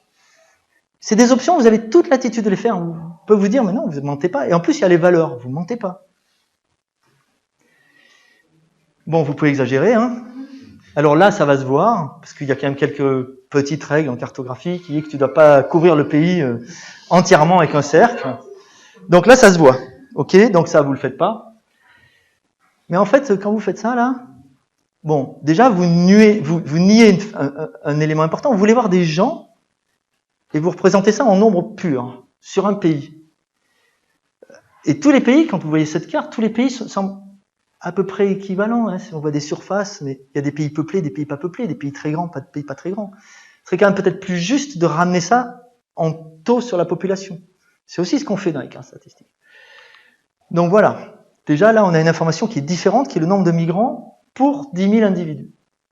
Là, on n'a pas la même impression. Ici, on a l'impression qu'il y a... Pardon, ici, on a l'impression qu'il y a plein de monde là, et que nous, c'est assez important. Mais en fait, nous, c'est pas très important. C'est 3 pour 10 000.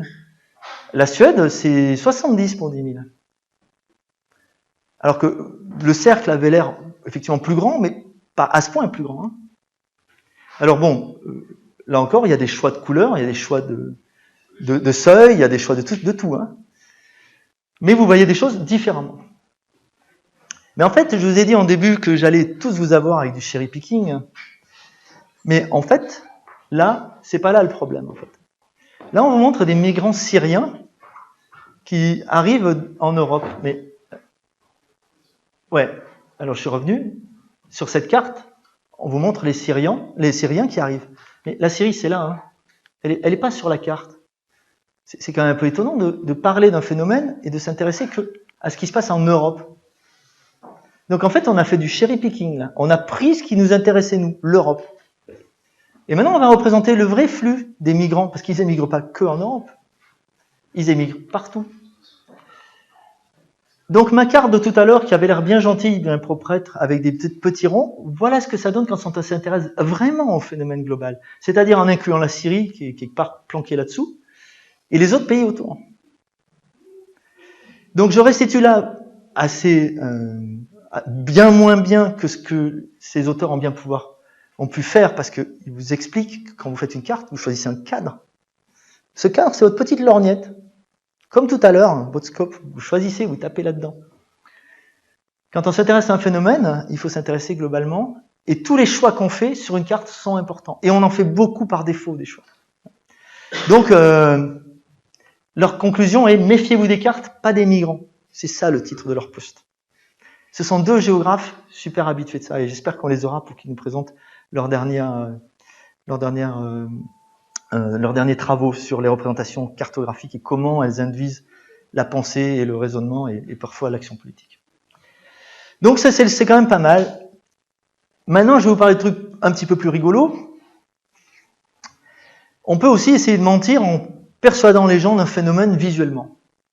Alors, je sais qu'il est tard, on va pas tarder à conclure, les pizzas sont en route, probablement.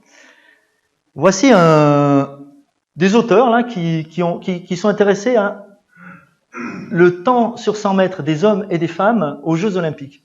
Alors déjà, la série de données vous sont pesantes cacahuètes parce que c'est le temps du vainqueur et de celle qui a gagné, terminé, en premier. Oui. Donc des hommes et des femmes qui gagnent le 100 mètres à chaque Olympiade. Voilà, le gagnant et la gagnante, merci. Donc il y a juste un temps, il y a du vent, il n'y a pas de vent, il pleut pas, il fait beau, bon, peu importe.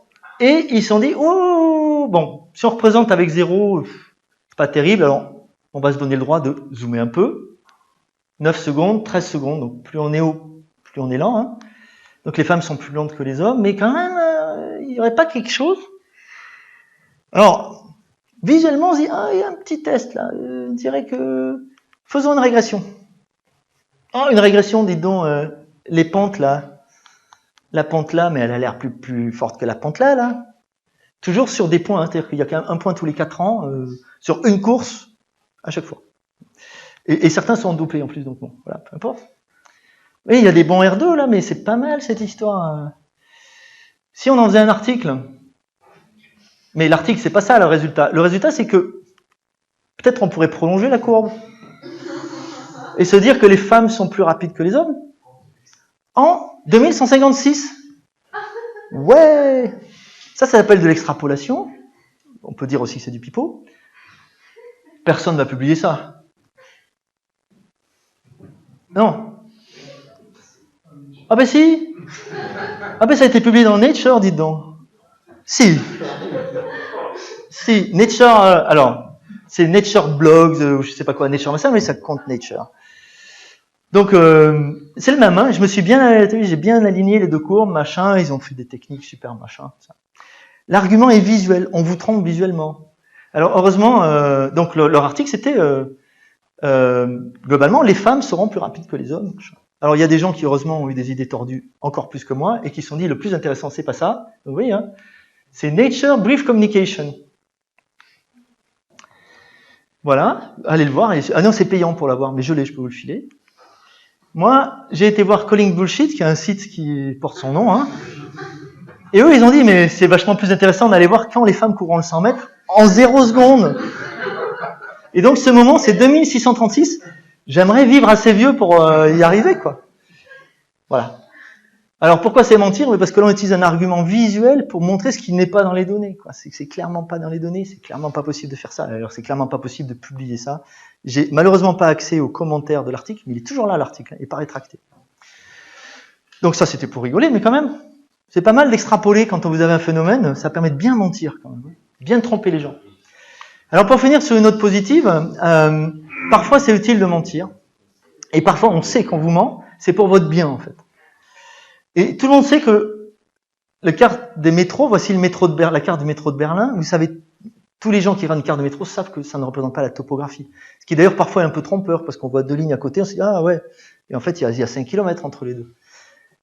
Mais la simplification fait que, si on vous avait mis un plan du métro de Berlin comme ça, c'est quand même assez dur de savoir comment aller de là à là, où est-ce qu'on change, comment on coupe. Celui-là prend compte de la topographie du terrain. Donc, celui-ci est basé sur une vraie carte.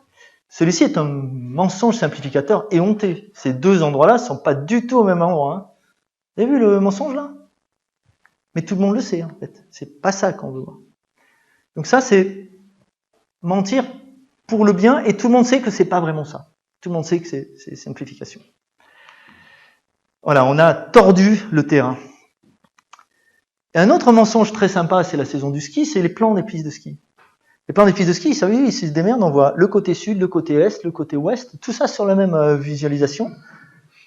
C'est pas une carte, c'est pas une photo, c'est de l'art en fait. C'est très difficile à reproduire autrement que manuellement. Il y a à Grenoble des gens qui sont en train de développer un logiciel pour faire la même chose que Pierre Nova, qui a fait, je sais pas, peut-être 90% des stations en France, et qui a développé cette technique de représentation d'à peu près tout, qui vous permet de vous y retrouver tout en ayant une information sur le terrain, sur des pistes de ski. Et ça, c'est quand même super intéressant, parce que pour savoir le faire, ça, faut y aller. Hein. La preuve, le logiciel n'arrive pas à le faire.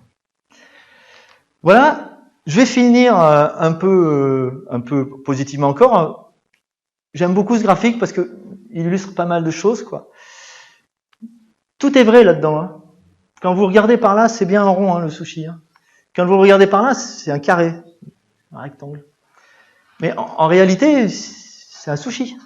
Il est en 3D. Alors, quand on est en 3D, c'est facile, c'est notre monde. On arrive à voir. Et, quoique, on peut se faire tromper. Hein. Je peux penser que, Aurore, tu es plus petite que Patrick, vu d'ici. Ce qui est probablement pas vrai. Donc on peut quand même se tromper dans notre monde, mais alors encore plus dès qu'on projette. C'est une action assez violente de projeter. Et donc, il faut garder ça en tête. Voilà, donc maintenant, vous savez mentir. Rappelez-vous aussi qu'il y aura toujours plus de monde pour écouter des mensonges réconfortants que pour dire des vérités désagréables. Donc, vous avez la vie devant vous pour mentir. Je vais m'arrêter là.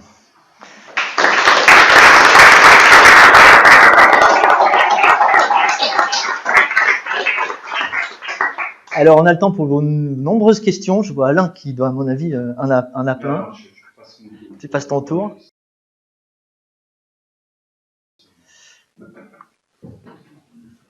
Vous pouvez être complètement en désaccord avec tout ce que j'ai dit. Alors moi, c'est pas une question, c'est plus un questionnement. J'ai l'impression qu'après tout ce que tu as montré, en fait, c'est pas forcément un point de vue, la dataviz, quoi. Ça n'existe pas. La dataviz objective.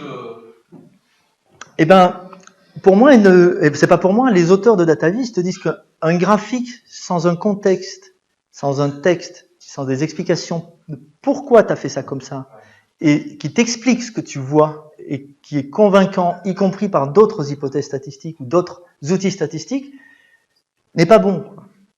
C'est-à-dire que, est subjectif. À partir du moment où on te met un contexte, on te dit attention, ce que vous allez voir, c'est ceci, cela. J'ai choisi ces axes comme ceci.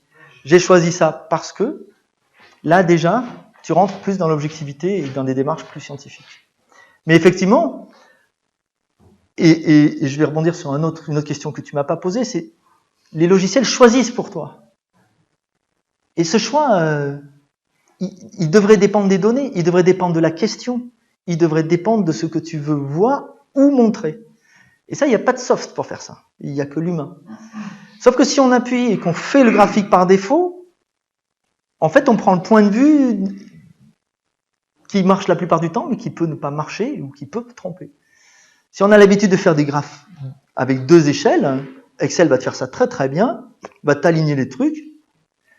Donc, avoir un regard critique sur ça, comme sur tout ce qui est écrit, tout ce qui est publié, oui. Bertin dit que c'est un langage, la visualisation. C'est un langage, quand tu écris, tu peux être complètement objectif ou pas. Complètement. Tu peux être plus ou moins objectif. C'est la même chose, en fait. Hein. Tu peux, comment mentir avec des mots, hein. Je sais pas s'il existe ce livre, mais tout le monde sait faire, quoi. Comment mentir avec des discours, comment mentir avec des graphiques, ouais, c'est la même chose. Sauf qu'on a l'impression que parce que c'est technologique, parce que c'est basé sur des données, c'est ce fameux dicton, les données mentent pas. Les données mentent pas, mais les gens, oui. Les gens, oui. Clairement, les gens peuvent utiliser les données pour mentir.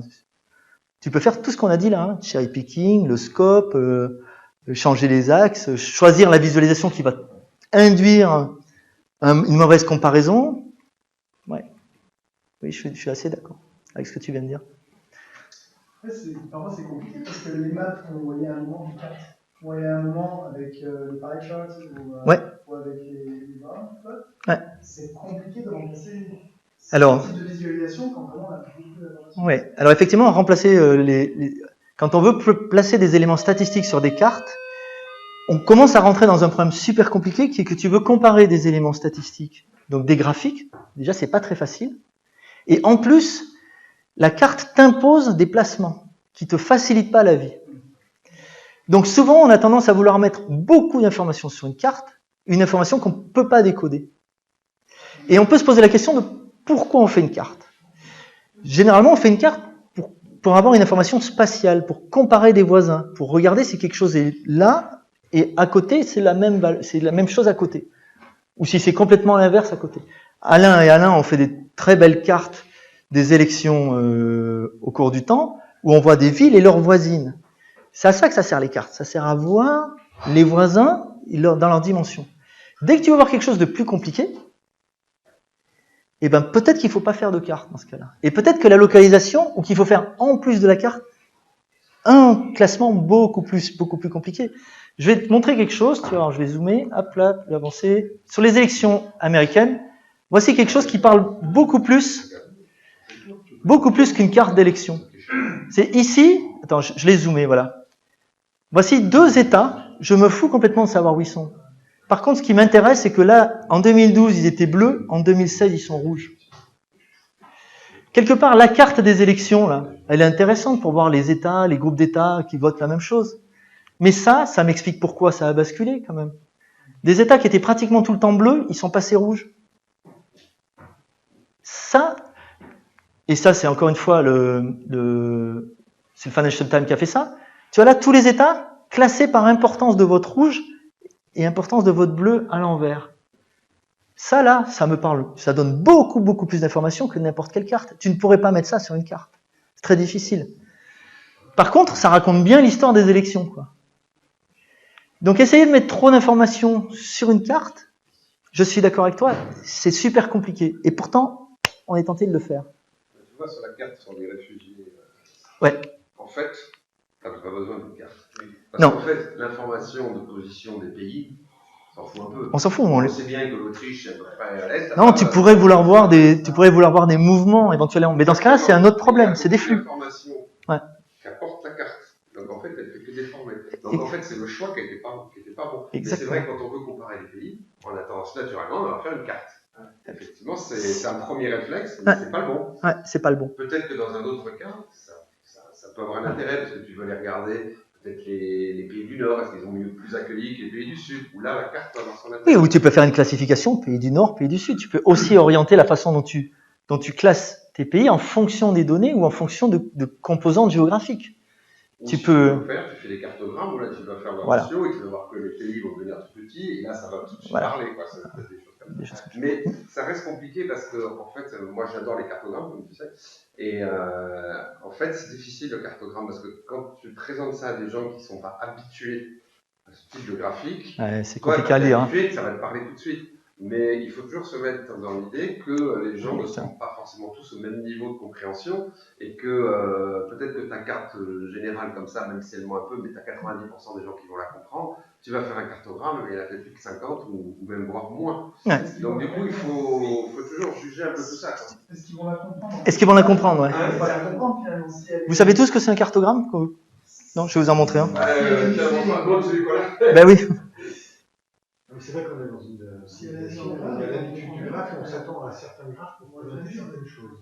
Ben oui, du coup, les gens comprennent du premier coup, alors même si ça leur manque ça. Et après, il y a une difficulté, c'est que, comme ce que disait Christophe, c'est que voilà, tu vas prendre un outil, tu as un outil pour la carte, c'est fait en 2 minutes. Après, tu dis, mais non, il faut que je fasse un cartogramme. On va faire un cartogramme avec Excel.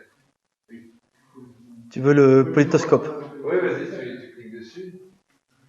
Ça va mettre du temps à charger, hein, mais. Non, tu descends un peu. Voilà, non, c'est juste. C'est juste la carte, pardon. Tu vas voir le lien là. Descends un peu. D'accord. Voilà. Ah oui. Tu vas voir le lien là. Et là, tu l'ouvres.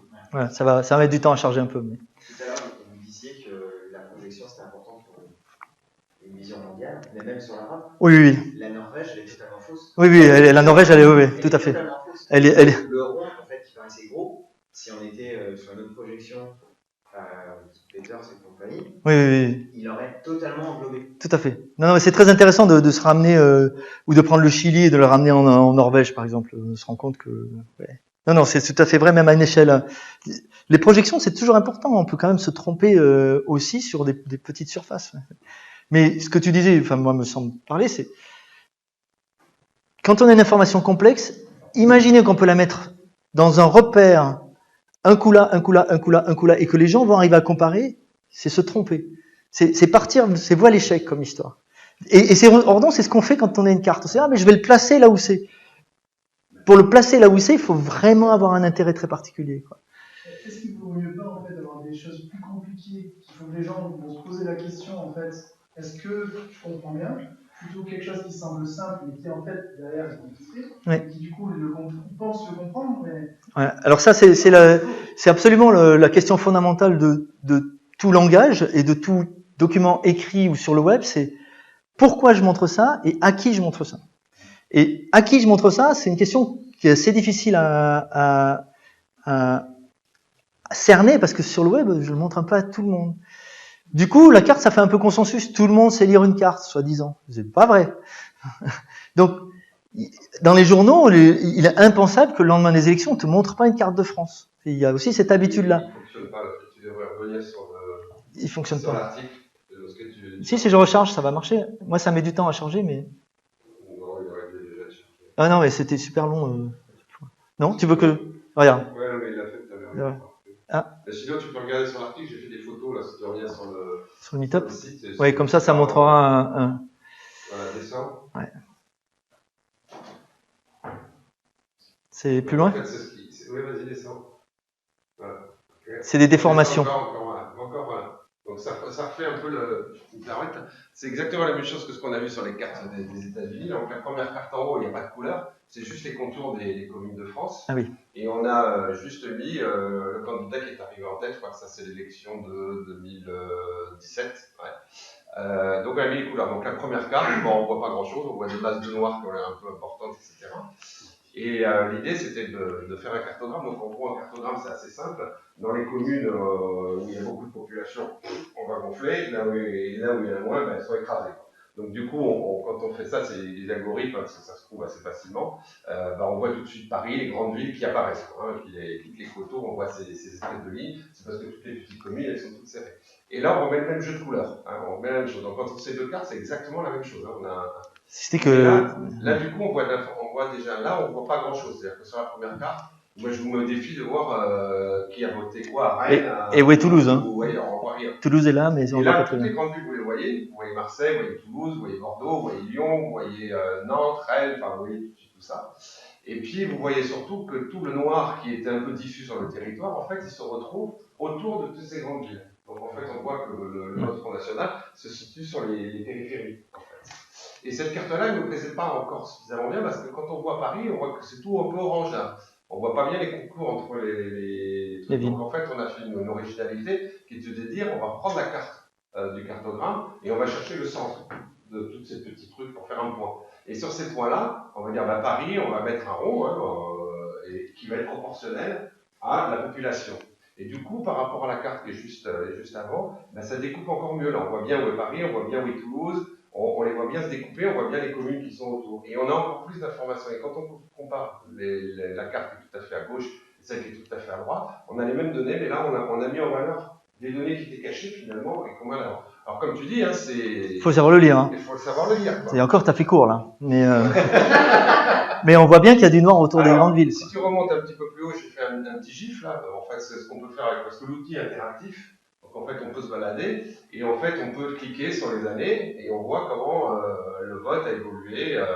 Voilà, c'est surprenant. Parce que si vous regardez 1981, rose, bleu, hop, on voit le noir, rose, bleu, voilà.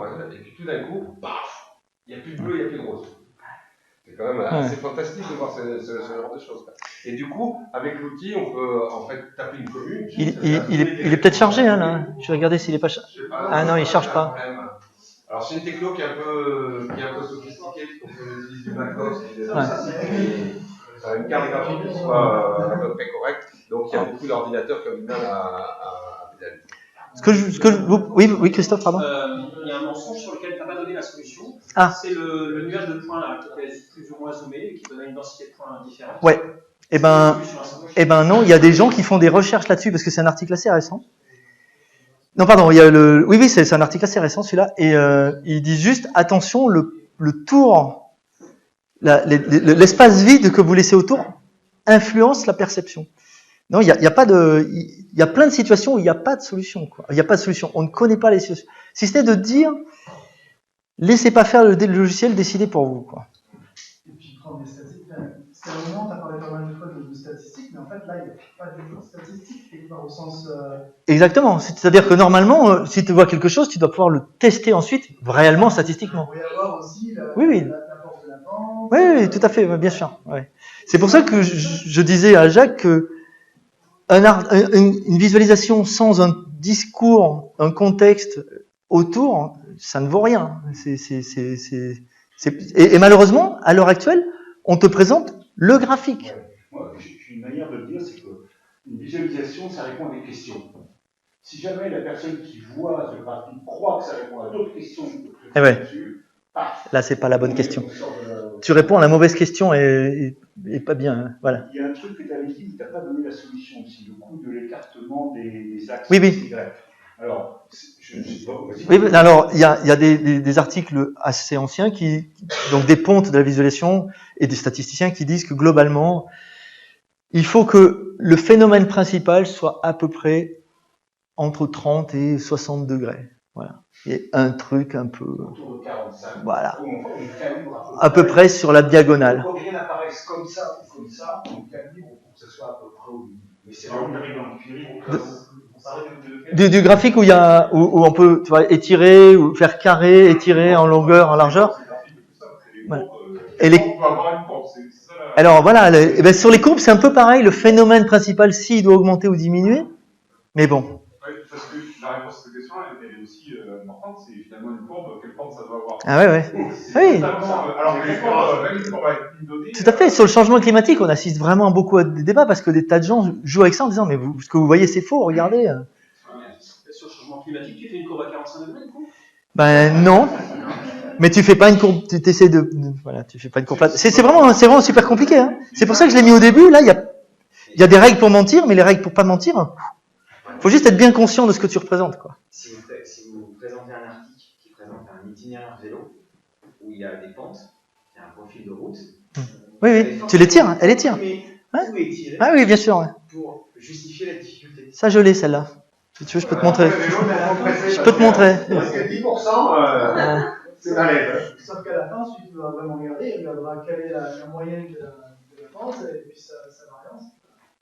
J'ai un vélo là. C'est un infographique. Il n'y a pas les données brutes et en fait, il va se faire avoir. Il y a un autre truc que j'aurais voulu ajouter à ce que toutes les brillantes informations que tu as données, Christophe, merci.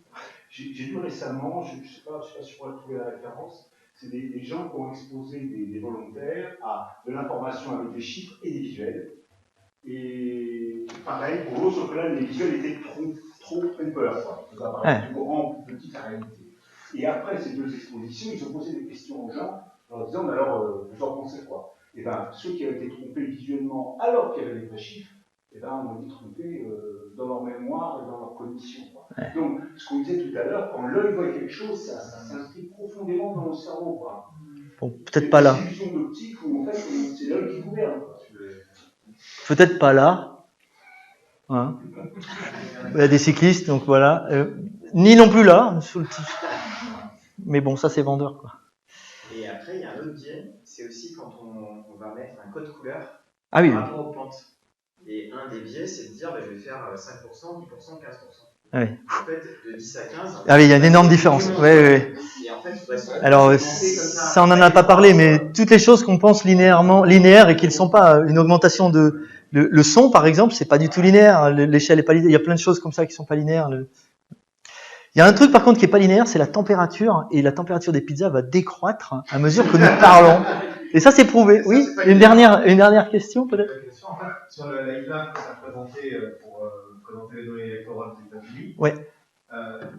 J'y vois un gros biais là-dedans que j'ai été confronté sur le problème, mais c'est qu'en fait chaque ligne ici implicitement on les associe d'équivalence puissance. Oui. Alors que là derrière par exemple il y a un nombre d'électeurs différents.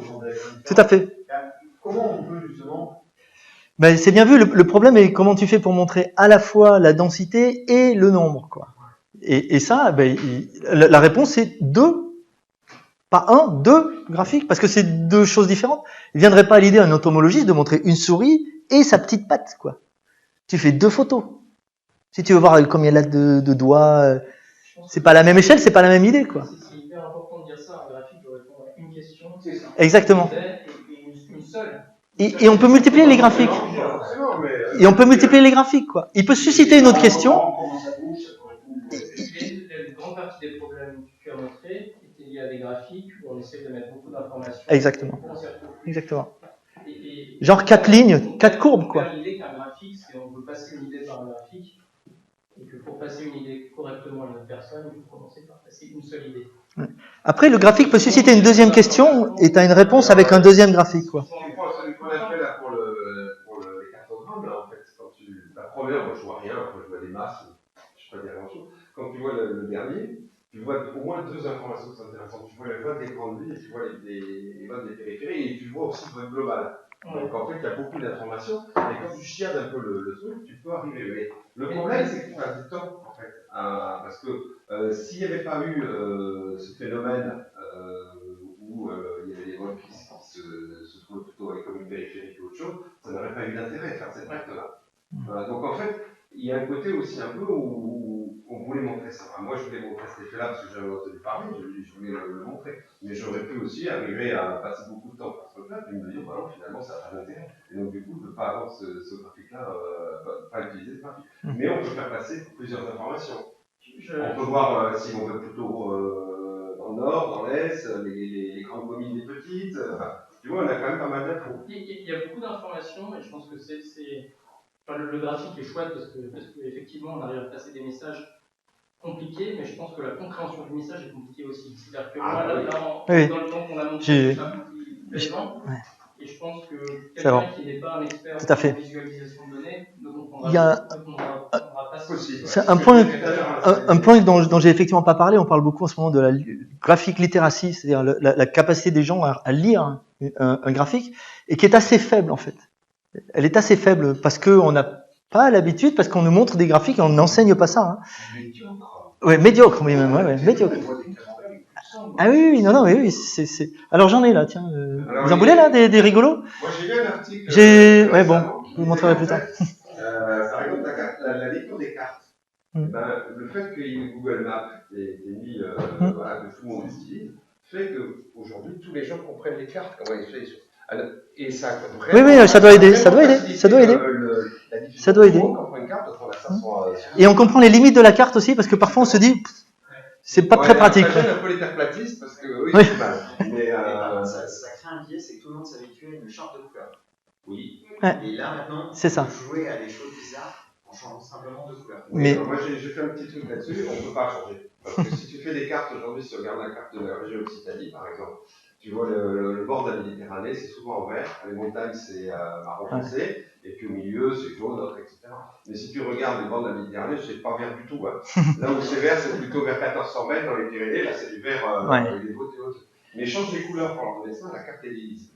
Parce qu'en fait, on est complètement imprégné par ce genre de choses. Et tu regardes toutes les cartes de France, tu vois le vert, Une petite transition sur la newsletter numéro 2 pour ceux qui sont abonnés au club, ceux qui font partie du club, ce que j'espère. Ouais. Il y a un livre qui est conseillé, qui est le petit guide des couleurs. C'est un tout petit livre. Le gars a écrit des livres sur chaque couleur, sur le bleu, sur le noir, sur le rouge, je crois. Et donc la signification des couleurs et de leur utilisation au cours du temps, y compris dans les cartes, c'est super intéressant. Parce que différents pays n'ont pas les mêmes codifications. National Geographic a un code couleur très particulier.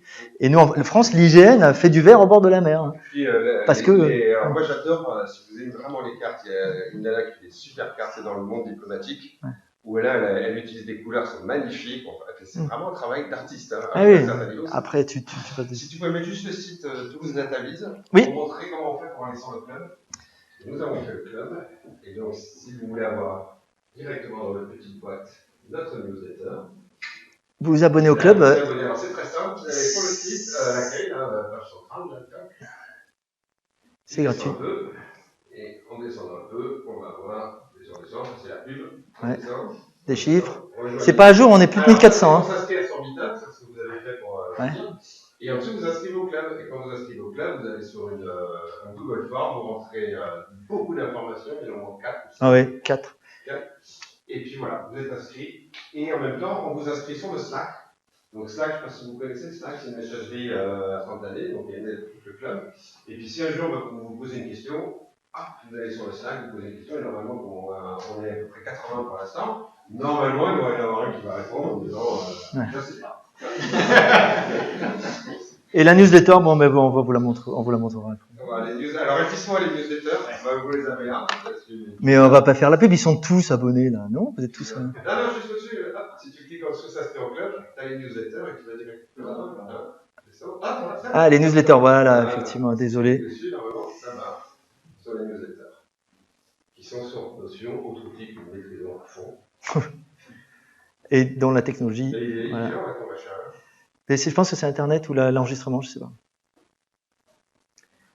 Voilà, donc vous avez la newsletter numéro 3 avec encore un beau graphique et des petites choses, et le meet-up annoncé, plein de choses. On ne va pas divulgacher. On va conclure. Je voulais peut-être juste... Non, c'est pas celui-là. Je vais peut-être juste vous montrer 2 derniers petits machins. C'est pas celui-là. C'est pas celui-là. Je vais y arriver. Hein. Celui-là. Bon, ça, c'est Trump, il avait rajouté un truc à une visualisation, ça aussi. Voilà. Je trouvais que ça touchait pas cet état-là, donc il a rajouté sur un graphique en disant ici, attention, le cyclone, il va passer. Et donc, il l'a visiblement fait au stabilo et il a dit non, c'est le service national qui m'a filé ça. Donc en fait, la légende, règle numéro 9, dessinez vous-même votre graphique. Finalement, pour mentir, c'est bien. Mais en fait, Trump est un grand menteur et il a su s'approprier. Il a su tous les outils, y compris le stylo pour dire attention, état d'urgence là, machin, voilà. Ça, c'était la carte originale, oui, il n'y a rien. Et là, ah non, il y a quelque chose. Bon. Celle-là, j'ai trouvé plus rigolo, juste pour finir, hein, vraiment des trucs franco-français. Donc là, il y a quelqu'un sur CNews, qui a rajouté, évidemment, 21,5, c'est plus long que 23 à écrire. Donc quand vous voyez les barres, vous avez les chiffres.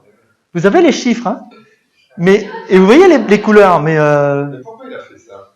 Mais c'est juste que ça, c'est le stagiaire, ça c'est plus long et il s'est pas posé la question. Non, je pense que les regardez, étaient en blanc et il a pas dû... Regardez, quand on efface, ça fait quand même autre chose, quoi. Voilà, bon. J'en ai un autre bien, c'est celui-là aussi. Ça est super bien. JDD quand même, hein, je crois. Satisfait 17%, bon, ça va jusque-là, c'est marrant. Pas satisfait 49%, c'est marrant, parce que ça vient jusque-là aussi. Ni satisfait, quoi. Alors, en vrai, c'est ça, hein, mis par-dessus. En faux, c'est ça. Mais c'est plus joli, celui-là.